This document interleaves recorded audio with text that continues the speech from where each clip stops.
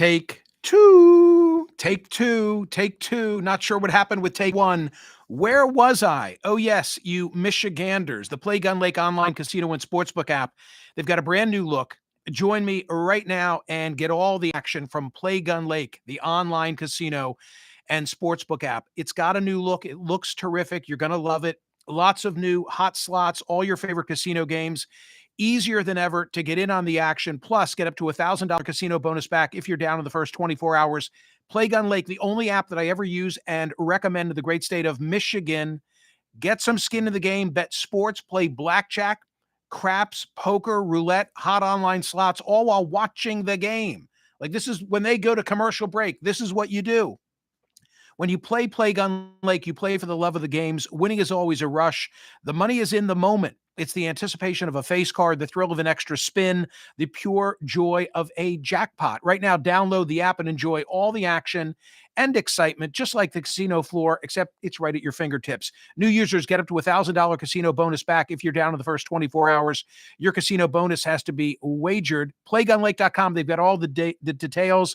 Play for the glory. Play for the money. Play Gun Lake Casino. You've got to be 21 and in Michigan for Play Gun Lake online casino and sportsbook app. Gambling problem? Call 1-800-GAMBLER. Yesterday at Smerconish.com, 32,848 votes cast. Thank you so much if you cast a ballot yesterday. I was in the majority. That's often not the case. The question was this: is the Eric Adams DOJ controversy a speed bump for President Trump, or is it a burgeoning scandal? 55.12% of us said it's a burgeoning scandal. I've gone through on a number of occasions, both here and on CNN, the background, and I think sophisticated POTUS listeners know exactly what happened here. AG Pam Bondi, her deputy Emil Bove III, Danielle Sassoon, who was the interim Southern District of New York prosecutor, Hagen Scotton. A lot of these are names that you haven't heard before this episode took place, right? And now Judge Ho. We don't know much about Judge Ho, but the ball is going to rest in his court. But it's a quid pro quo. I don't think I even have to qualify my description, notwithstanding what Eric Adams says in denial, because in this circumstance, you've got the dismissal by the Trump DOJ of this indictment of Eric Adams in exchange for Adams playing ball with the administration in a way that he hadn't been on migration or migratory related matters. And now, because of the Trump administration dismissing the criminal case against Eric Adams in response for Adams playing ball on these immigration matters, the most recent is that several deputy mayors have resigned in protest in New York City. This after you had Danielle Sassoon, the prosecutor, resign, and Hagen Scotton, the prosecutor, resign. Today, Kathy Hochul, the New York governor, is going to consider in a series of meetings removing Eric Adams because she has the power to do so. This is what I think is most important to keep in mind. President Trump could have made this much easier. He could have just pardoned Eric Adams, and yet he opted not to do so. Why did he opt not to do so? Because if he gave Eric Adams a pardon, Eric Adams would not be beholden to the Trump administration. Eric Adams could do whatever Eric Adams wanted without fear of being prosecuted. Instead, they filed a motion to dismiss the charges against Eric Adams without prejudice. And what does that mean? That means that those charges could be brought back as distinguished from with prejudice, which means he'd be off the hook. The Trump administration, say it more simply, Michael. Okay, the Trump administration wanted to maintain control over Eric Adams, wanted to have Adams on a leash. And this is why last Friday it was so extraordinary when you had the border czar, Tom Homan, sitting on the Fox News sofa alongside Eric Adams and literally saying, I'm going to be up his butt if he doesn't, and those were his words, if he doesn't continue to play ball with the administration. Then you've got President Trump issuing this tweet saying something very Napoleonic, that if he's acting in the best interest of the country, then there's no violation of the law. And now Kathy Hochul might remove Eric Adams for having been a participant in all of this. From the New York Post today, Governor Kathy Hochul has assembled key leaders for a series of meetings Tuesday at her Manhattan office to discuss Mayor Eric Adams' future after half his deputy mayors stepped down. She announced this dramatic move in a Monday night statement, cited the troubling allegations swirling around Adams and the shocking resignations of his 4 crucial aides. So there's chaos in Gotham, politically speaking, and we don't know how it's all going to resolve.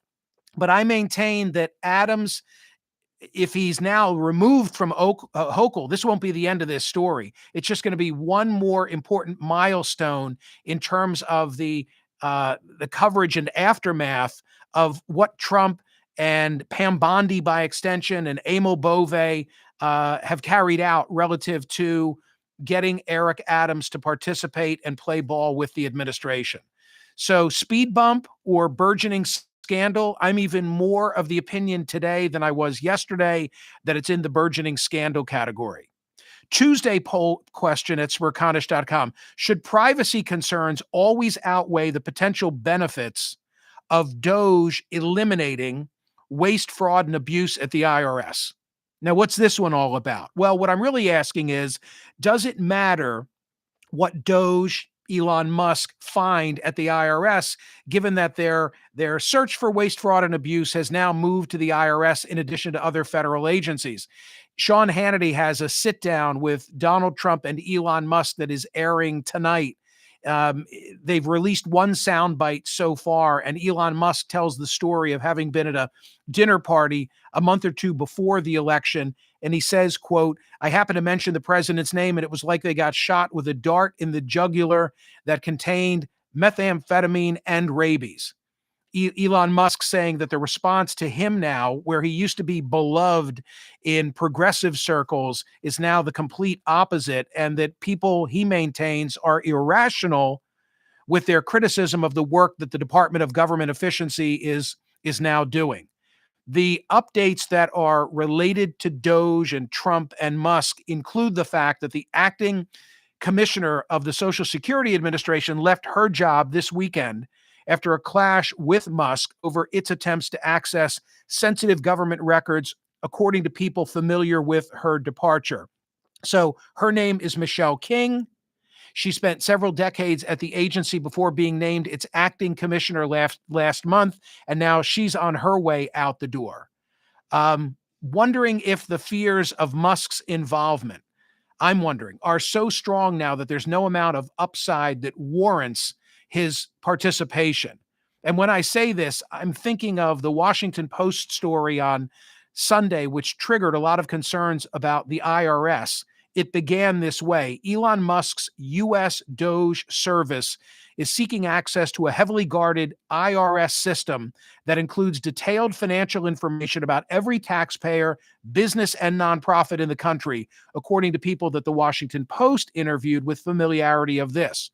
Under pressure from the White House, the IRS is considering a memorandum of understanding that would give officials from Doge broad access to tax agency systems, property records, and data sets. And among them is something called the Integrated Data Retrieval System. Yes, there's an acronym for it, the IDRS, which enables tax agency employees to access IRS accounts, including personal identification numbers and bank information. And this is what has people concerned. There is a guy whose name is Gavin Klieger, a software engineer, one of Musk's Doge employees. He's set to work at the IRS for 120 days so that the Musk-related affiliate can now analyze what's going on at the IRS relative to software.